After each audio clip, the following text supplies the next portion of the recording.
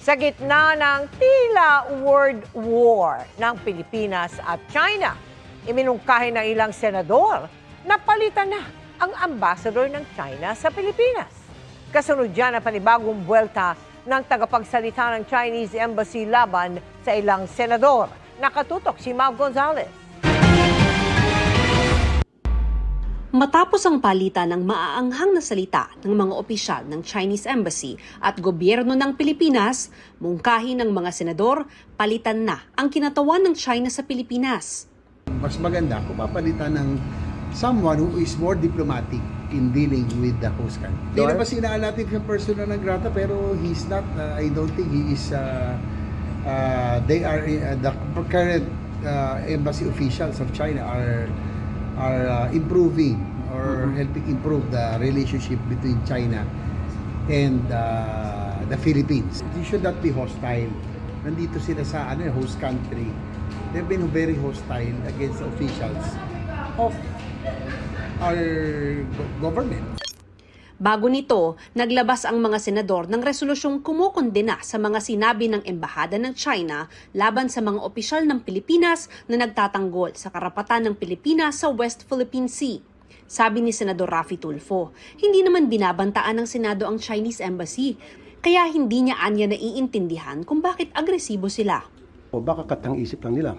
The resolution is no way a threat to any members of the Chinese Embassy. Silang aggressor dito. And yet, nakuha pa nilang maging sensitive.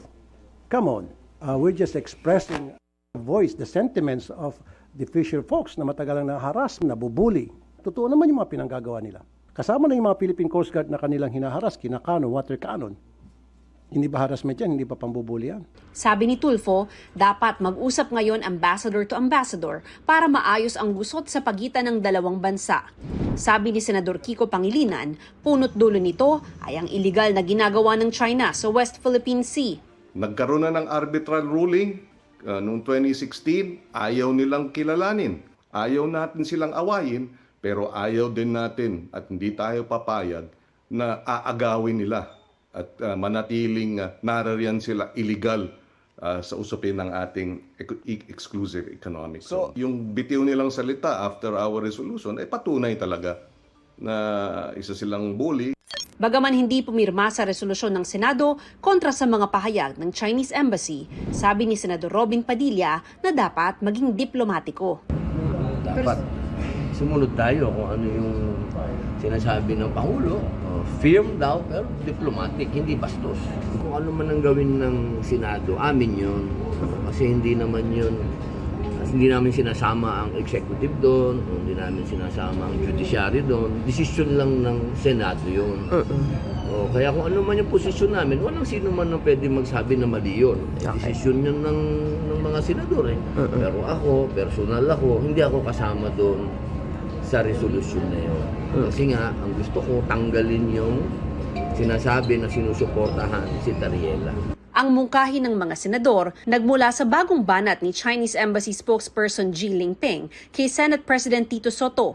Sabi ni Ji sa isang pahayag, kung tingin sa kanila ay bastos, ano na lang aniya ang mga senador na nagsabi sa kanila sa plenaryo na umalis na.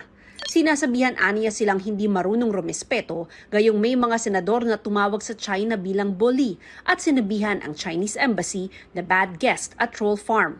Hindi anila sila mape-pressure sa mga pahayag o resolusyon at sasalagin ng anumang kasinungalingang sabihin laban sa kanila.